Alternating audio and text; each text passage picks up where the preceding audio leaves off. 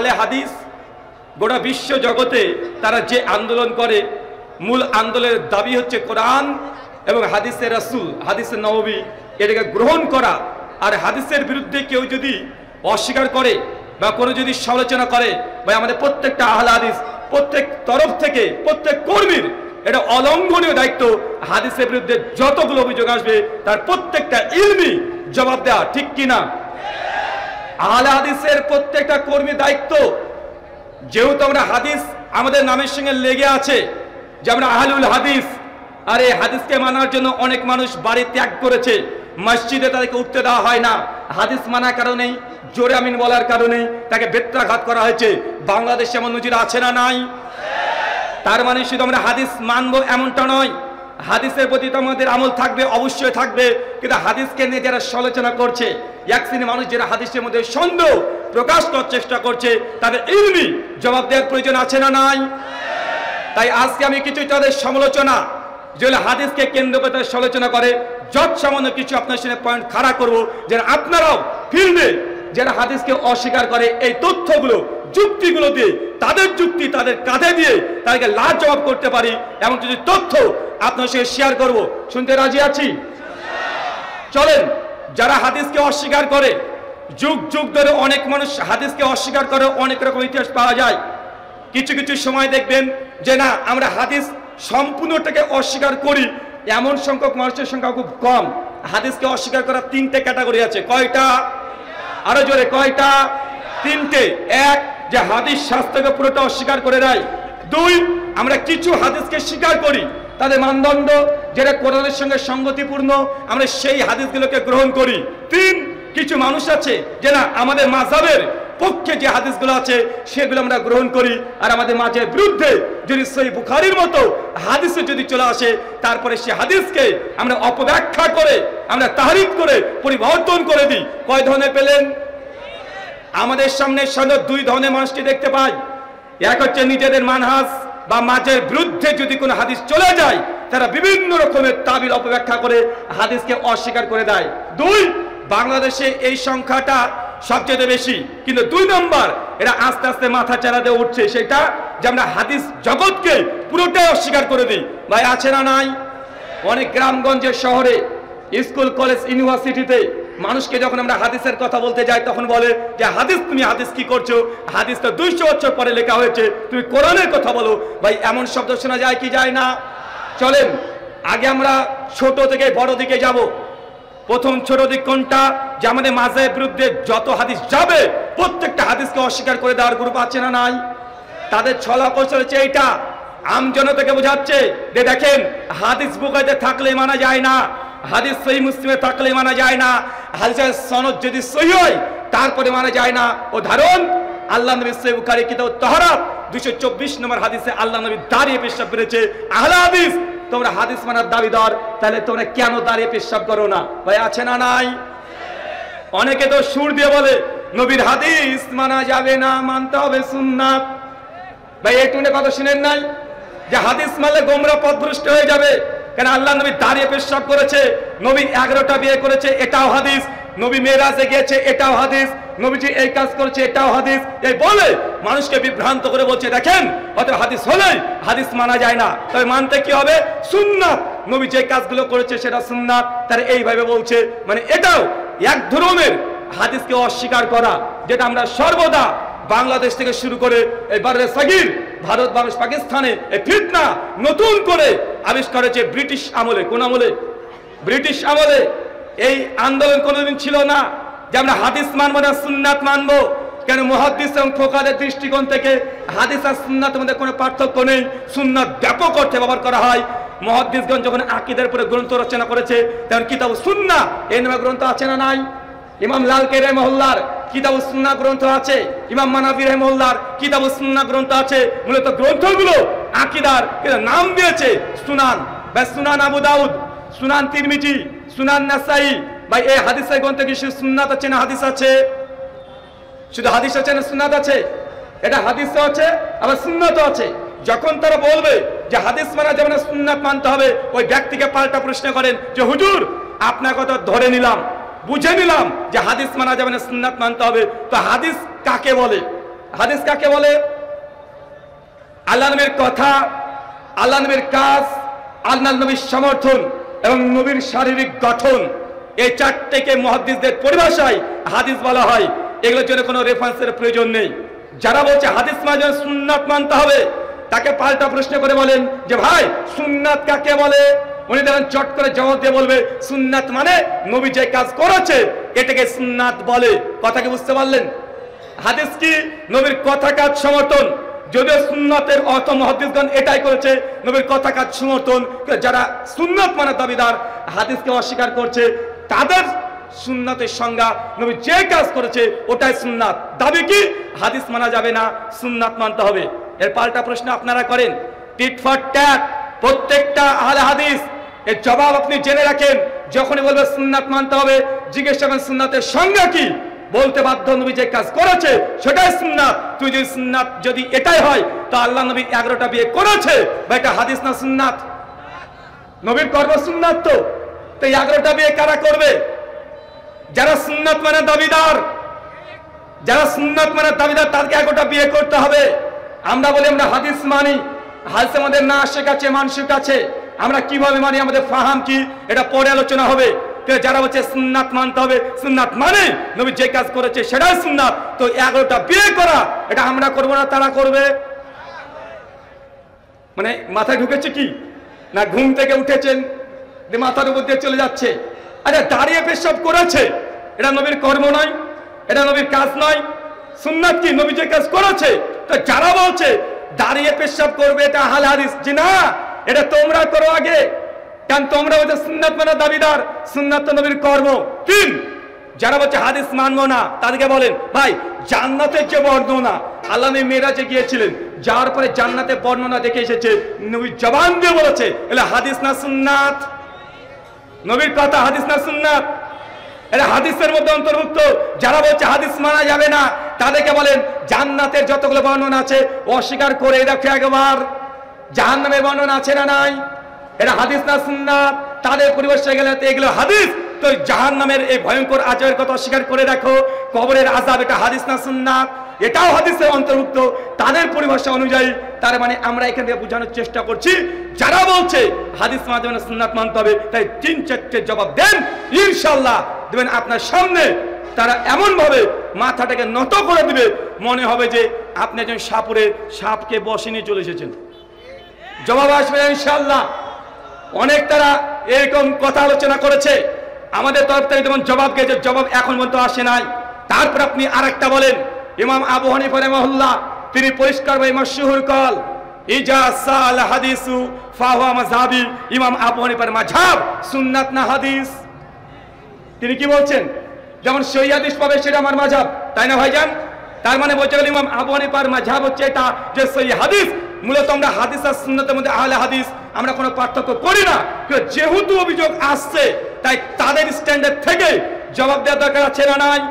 এটাকে আমার ভাষাতে বলা হয় tit for tat, anti venom. মানে তুমি যেইভাবে আমাদের আহলে হাদিসকে মাপতে আসবে আমি তোমাকে সেইভাবে মেপে দেখিয়ে দেব তোমার যে দাবি যে অভিযোগ সম্পূর্ণ পরিপূর্ণ এটা মিথ্যা ছাড়া আর কিছুই না। চলেন, এটা তো সামান্য। যারা পুরো হাদিস জগৎকে অস্বীকার করে বলে আমরা হাদিসই মানি না, তাদের যুক্তি কি?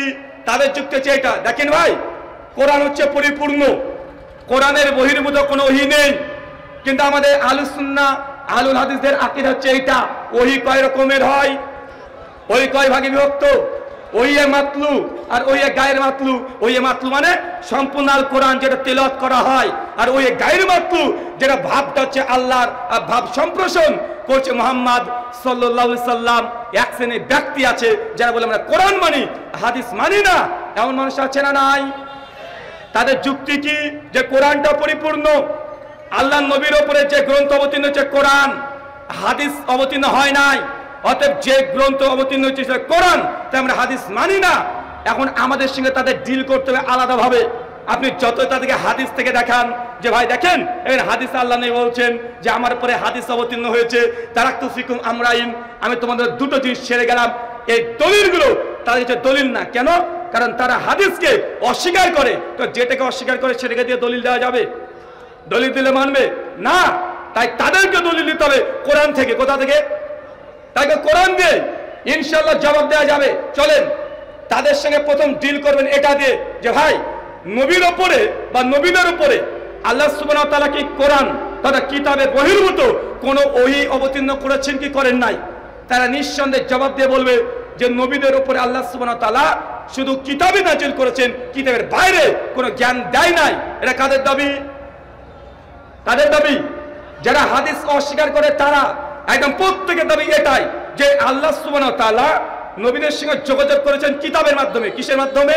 কিতাবের মাধ্যমে। তবে এটা কোরআনের আলোকে সম্পূর্ণ মিথ্যা। কেন?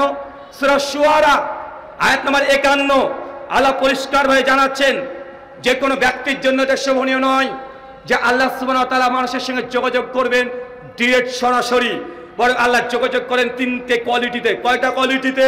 তিন ভাবে। এক, আল্লাহ ডিরেক্ট নবীদের দিলের উপরে একদম ওহী অবতীর্ণ করতে থাকেন। দুই, পর্দার অন্তরাল থেকে। কোথা থেকে? পর্দার অন্তরাল থেকে। তিন, কোন ফেরেশতার মাধ্যমে। মানে আল্লাহ বান্দার সঙ্গে যোগাযোগ করে মাধ্যম কয়টা? আল্লাহকে দুনিয়াতে আসে, কথা বলেন, আল্লাহ দুনিয়াতে এসে কিতাব দিয়ে যাবে? আল্লাহ তো আসেন না। তো আল্লাহ সুবহানাহু ওয়া তাআলা তিনি যে ওহী করবেন, ওহী করে ওয়ে রাস্তা পদ্ধতি কয়টা? সূরা শুআরার 51 নম্বর আয়াত থেকে আমরা পাই তিনটা। এক, আল্লাহ ডাইরেক্ট ওহী নবীদের হৃদয়ের মধ্যে মানে মুখস্থ করে দেয়, সিনাতে দিয়ে দেয়। দুই, ফেরেশতা জিবরিল এসে কিছু কিছু ওহী দিয়ে যায়। তিন, আল্লাহ পর্দার অন্তরাল থেকে নবীদের সঙ্গে কথা বলে। উদাহরণ দিই আপনি বুঝতে পারবেন। আরেকটা কোয়ালিটির ওহী পাওয়া যায় সূরা সাফফাত 37 আয়াত নম্বর 2। নবী ইব্রাহিম আলাইহিস সালামকে আল্লাহ যে তার সন্তানকে কুরবানি করতে বলেছিল কিসের মাধ্যমে? জিবরাইলকে দিয়ে। জিবরাইলকে দিয়ে। কিভাবে? স্বপ্নে। তার মানে বোঝা গেল নবীদের স্বপ্ন এটা আল্লাহ সুবহানাহু ওয়া তাআলা নবীদের সঙ্গে যোগাযোগ করার মাধ্যম। মানে নবীদের স্বপ্ন এটা ওহী। যারা বলছে যে নবীদের সঙ্গে শুধুমাত্র আল্লাহ যোগাযোগ করে কিতাবের মাধ্যমে, তার মানে এই এক আয়াত থেকে প্রমাণিত হচ্ছে যে না, আল্লাহ বান্দার সঙ্গে যোগাযোগ করে টোটাল চারটে মাধ্যম। কয়টা মাধ্যম পাওয়া গেল? চারটে। এক, ফেরেশতা। দুই, স্বপ্ন। তিন, পর্দার অন্তরাল থেকে। আর চার নাম্বার ডাইরেক্ট আল্লাহ ওহী দিয়ে দেয়। এই চারটে পদ্ধতি। এবার যারা হাদিসকে অস্বীকার করে, যারা নিজেদেরকে দাবি করছে আমরা আহলে কোরআন, তাদের পাল্টা প্রশ্ন করেন, বলেন তো ভাইজান আমাদের কাছে যে আল কোরআন এসেছে এটা কে দিয়েছে? বলবে জিবরাইল এসে দিয়েছে। সূরা শুআরা আয়াত নম্বর 94 থেকে 95। তার মানে বোঝা গেল আল্লাহ বান্দার সঙ্গে যোগাযোগ করে চারটে পদ্ধতিতে, কিন্তু কোরআন অবতীর্ণ হয়েছে মাত্র একটা পদ্ধতিতে। কয়টা পদ্ধতিতে? কয়টা? আরে একটা। আরে কোরআন তো জিবরাইল এসে দিয়েছে নবীকে, আল্লাহ নবী হিফজ করেছে, সাহাবীদেরকে মুখস্থ করে দিয়েছে। তো কোরআন অবতীর্ণ হচ্ছে তো একটা পদ্ধতি। এখন তিনটে পদ্ধতি আছে না নাই? আছে না নাই? পর্দার আড়াল থেকে আল্লাহ ওহী করেন, এটা কোরআনের দাবি। যদি বলে না আল্লাহ নবীর সঙ্গে আল্লাহ মানে পর্দার অন্তরাল থেকে কথা বলেনি, তাহলে কোরআনের এই আয়াতকে তারা কি জবাব দেবে? আল্লাহ নবী যে পর্দার অন্তরাল থেকে কথা বলেছে তার জ্বলন্ত দৃষ্টান্ত সূরা বনী ইসরাঈল আয়াত নম্বর 1, যেটা মেরাজে গিয়েছিলেন আল্লাহ সুবহানাহু ওয়া তাআলা আল্লাহ সুবহানাহু ওয়া তাআলার সঙ্গে নবী কথা বলেছেন কি বলেন নাই? আরো জোরে কথা বলেছে কি বলে নাই? কিসের মাধ্যমে বলেছে? পর্দার অন্তরাল থেকে। তারপরে কোরআনের এই আয়াত থেকে প্রমাণিত হয় যে আল্লাহ জানিয়েছেন নবীদের সঙ্গে যোগাযোগ করেন পর্দার অন্তরাল থেকে। মেরাজের রাত্রিতে এই ধরনের আল্লাহ নবী ওহী পেয়েছে কি ভাই নাই? ওই যে 50 ওয়াক্ত সালাত আস্তে আস্তে 5 ওয়াক্ত হলো, এটা পর্দার অন্তরাল থেকে ডাইরেক্ট কোরআন মাজিদ আল্লাহ 5 ওয়াক্ত সালাতকে ফরজ করেনি। 3, তাদেরকে প্রশ্ন করেন যে আল্লাহ নবীর 23 বছর জীবনী, নবুয়ত জীবনী, এই জীবনীতে জীবনে আল্লাহ নবী কখনো স্বপ্ন দেখেছে? কথা বলেন। স্বপ্ন দেখা সম্ভব কি সম্ভব নয়? নবী স্বপ্ন দেখেছে কি দেখে নাই? আরে নবীর স্বপ্নতে দেখবেন, মানুষের ফিতরাত এটা। কেউ যদি বলে যে না 23 বছর জীবনীতে নবী স্বপ্ন দেখে নাই, এটা মানুষের ফিতরাতের বাইরে। আর আমরা কোরআন থেকে জেনে নিয়েছি যে স্বপ্ন হচ্ছে এক প্রকারের ওহী।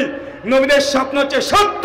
নবী ঈসা আলাইহিস সালাম স্বপ্ন দেখেছে, ইব্রাহিম নবী স্বপ্ন দেখেছে, তো আল্লাহ নবী জীবদ্দশা থেকে স্বপ্ন দেখে নাই। যদি স্বপ্ন দেখে তো সেই স্বপ্নটা ওটাকে কোরআনে থাকবে না নবীর জীবনীতে আলাদাভাবে থাকবে? কোন দিকে থাকবে? মানে কথা কি খুব ভারী হচ্ছে আপনাদের জন্য? আগে ওহীটা বোঝেন। কারণ আমাদের দাবি সকল বিধান বাতিল করো, ওহীর বিধান কায়েম করো।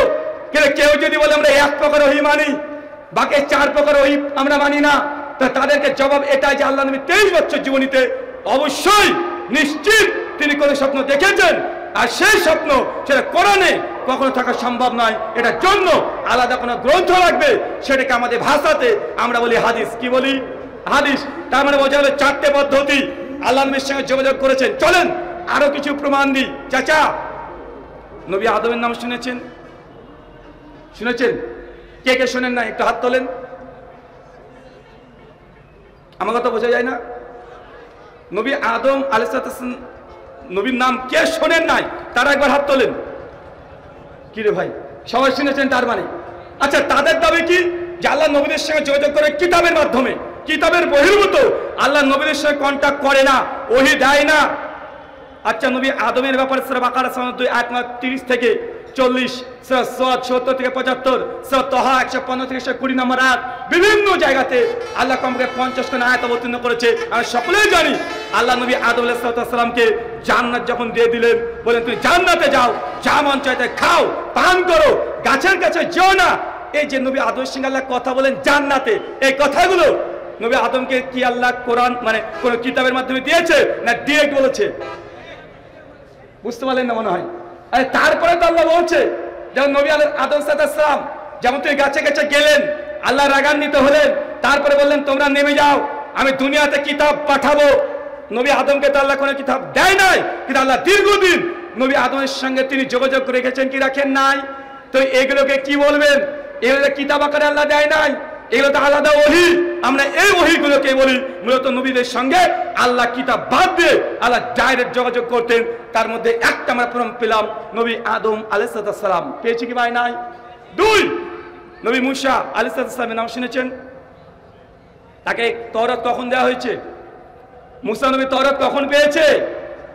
সূরা হুদ খোলেন, সূরা নূহ আয়াত 14 থেকে 64 পর্যন্ত ডিটেইল পড়তে থাকেন।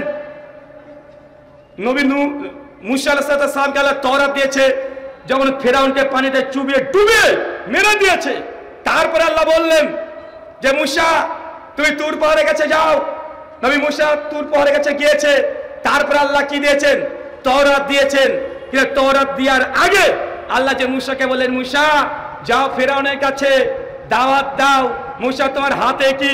এই যত ঘটনা এটা আল্লাহ ডাইরেক্ট নবী মূসার সঙ্গে কথা বলেছে কিতাবের বাইরে।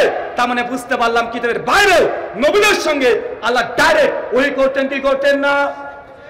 তার মানে আমি এতটুকু যেন আপনাকে চেষ্টা করলাম, পৃথিবীতে এমন কোন নবী রাসূল নেই যাদের সঙ্গে আল্লাহ ডাইরেক্ট কথা বলেনি বা ওহী করেনি। যে কোনো মাধ্যমে আল্লাহ ওহী করে জানিয়ে দিয়েছেন, কিন্তু কিতাব এসেছে অনেক পরে। তো এটা যদি হয়, নবী ঈসা আলাইহিস সালামের জীবনী পড়েন, তাকেও দেখবেন তার নবুয়তের আগেই আল্লাহ সুবহানাহু ওয়া তাআলা এমনি তিনি কথা বলেছেন, বিভিন্ন রকম ফেরেশতা পাঠিয়ে তাকে জানিয়ে দিয়েছেন। সূরা সাফফাত পড়েন 102 নম্বর আয়াত, ইসহাক আলাইহিস সালাম যে দুনিয়াতে জন্মগ্রহণ করবে এটা নবী ইব্রাহিমকে কে জানিয়েছে? ফেরেশতার মাধ্যমে। তার মানে বোঝা যাচ্ছে ফেরেশতার মাধ্যমে যে ইসহাকের জন্ম হবে নিঃসন্দেহে সহিফা ইব্রাহিমে আল্লাহ অবতীর্ণ করেনি। এটা গ্রন্থ ছাড়া আলাদাভাবে যোগাযোগ করা এতগুলো ঘটনা যে কোনো নবী, শুধু জাস্ট নুক্তাগুলো আপনাকে বের করে দিলাম। এখন জীবনী যখন পড়বেন তখন আপনি নিজে বুঝতে পারবেন যে আল্লাহ বান্দার সঙ্গে কিতাব বাদ দিয়ে আল্লাহ যোগাযোগ করতেন। আল্লাহ সুবহানাহু ওয়া তাআলা তুমি আমাদের বোঝার তৌফিক দান করো, সকলে পড়ি আমিন। সম্মানিত শুধু এখন অনেক মানুষের প্রশ্ন, বিশেষ করে বাংলাদেশে তার নাম নিচ্ছি না, তারা বলছে যে ভাইজান বুঝলাম সব কথা, তো হাদিস যে মানতে হবে আর হাদিসের সনদ আছে, কোরআনের সনদ লাগে না কেন? ভাই বলে কি বলে না যে হাদিসের সনদ লাগে, কোরআনের সনদ কই? আমার জবাব ভাই কোরআনের সনদ নেই। কোরআনের মূলত 3টে সনদ আছে। কয়টা? এক, প্রথমে আল্লাহ, তারপর জিবরিল, তারপর নবী মুহাম্মদ সাল্লাল্লাহু আলাইহি ওয়াসাল্লাম, তারপরে সাহাবী। এটা কি কথা বলেন? এটা সনদ নয়? কোরআনের যে সনদ, হাদিসে অনুরূপ সনদ পাওয়া যায়। তাছাড়া আমাদের গোটা বিশ্বে যতগুলো কোরআন এখন প্রচলিত আছে অধিকাংশ কোন কোরআন? হাফস কিরাত। হাফস কিরাতের সনদ আছে না নাই? ইবনে মাসউদের আলাদা কিরাত, ইবনে আব্বাসের আলাদা কিরাত। এগুলো নিয়ে আলোচনা করতে চাই না, অনেক গভীর আলোচনা। তাই যারা বলছে যে হাদিসের সনদ লাগে কোরআনের সনদ লাগে না, এরা কোরআনের ইতিহাস সম্পর্কে নিজেরাই তারা কোনো কিছু জ্ঞানই রাখে না। চলেন আরেকটা অভিযোগ, আচ্ছা আবু হুরায়রা জন্মগ্রহণ করলেন, ইসলাম গ্রহণ করলেন 7 হিজরি। কত হিজরি? ইসলাম পূর্ণ হয়েছে 10ম হিজরি, নবী মৃত্যুবরণ করেছে 11 হিজরি। তাই আবু হুরায়রা সব জায়গায় কিভাবে বেশি হাদিস বর্ণনা করতে পারলেন? একটা অভিযোগ আছে না নাই? এটা তো মানে যৌক্তিক একটা কারণ যে আবু বকরের হাদিস খুব বেশি পাওয়া যায় না, ওমরের হাদিস খুব বেশি পাওয়া যায় না, ওসমানের হাদিসের খুব বেশি পাওয়া যায় না। তো আবু হুরায়রা 7 হিজরিতে ইসলাম গ্রহণ করেছে, খাইবারের যুদ্ধের পরে মাত্র 3 বছর হাদিস চর্চা করেছে। 3 বছরে সবচেয়ে বেশি হাদিস তিনি মুখস্থ করলেন কিভাবে? এই বলে তারা অভিযোগ এনেছে, নতুন অভিযোগ। জবাব লাগবে কি লাগবে না? আচ্ছা বলেন তো, 1 বছর কত দিনে হয়? 362 দিন। 3 বছর সমান কত দিন?